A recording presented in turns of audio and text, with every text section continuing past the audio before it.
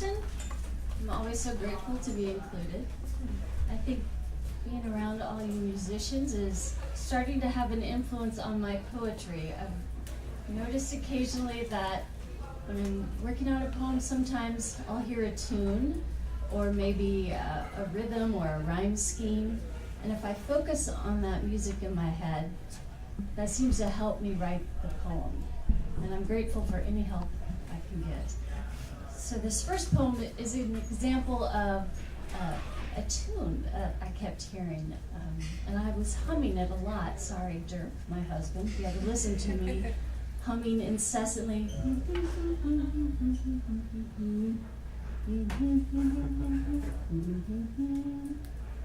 I don't know where that comes from, but it produced this poem, Making Allowances. Next door, a sycamore grows tall and true. We spent the morning raking up its leaves, the piles now polka dot across our lawn. Our neighbor, did you think to thank the wind for blowing what were yours beyond your care, until they found their rest against our fence and clung to laurel bushes by our drive? You spent the day inside on football games while we erased your trace around our home.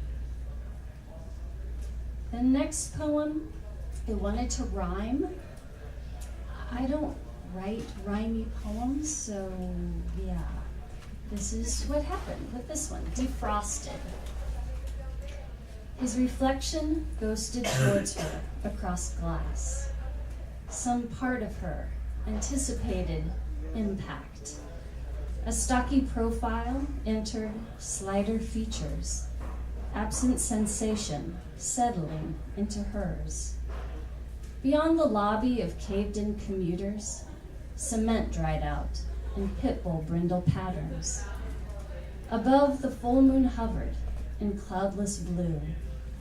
Below, blackened snow melted a muddy root. Beneath the bridge she crossed, the ice freed its hold, transforming from hard shoves to glistening pulls. Distant trees bore the blast marks of winter winds, while an orange-red shimmer bathed their highest tips.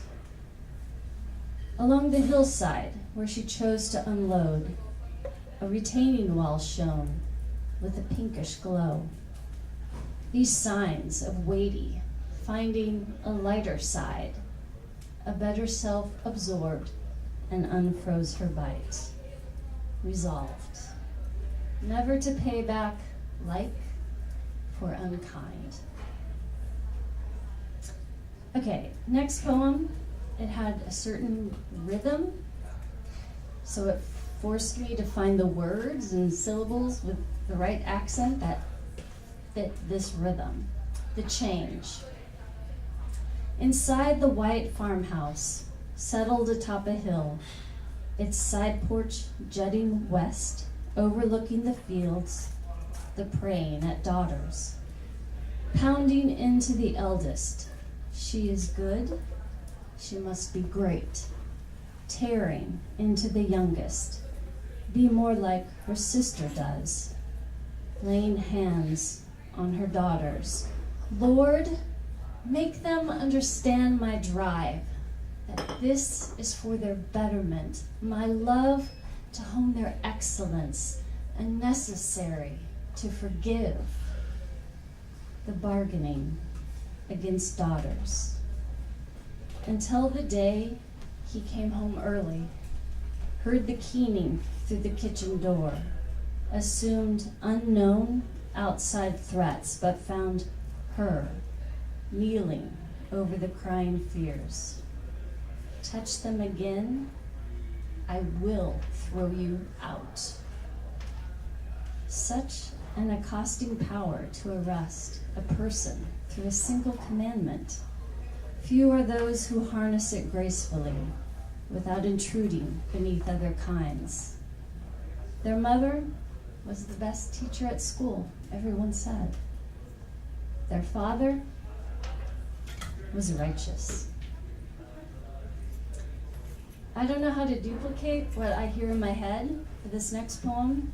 I think it's like an upright bass, maybe playing riffs, and then not a drum, but is it the cymbal that goes tss, tss, tss? Okay, yeah. So there's a little jazzy intro, and then in the pauses, that's what's playing in my head, and please use your imagination. The iron of the Holy Spirit,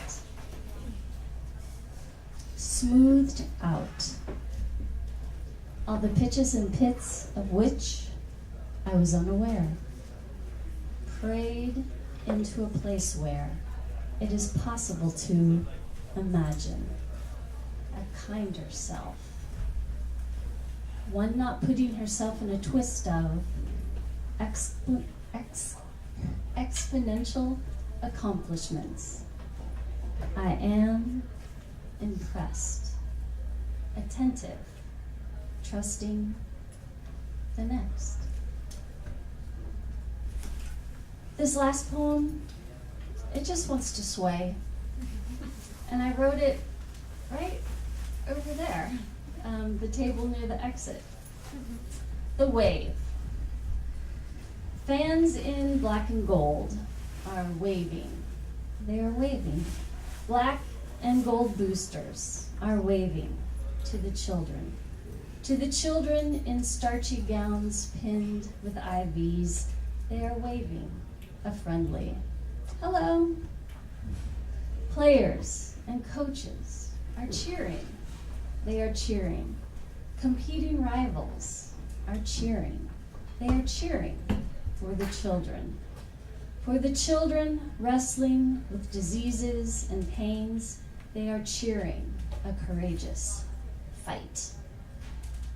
Legislators in capitals are chipping. They are chipping. Politicians with budgets are chipping away the children whose parents sigh over the mail. They are chipping with a hard denied. Doctors and administrators are waving. They are waving. Nurses and technicians are waving at the children. At the children with ills bigger than their means, they are waving a final goodbye.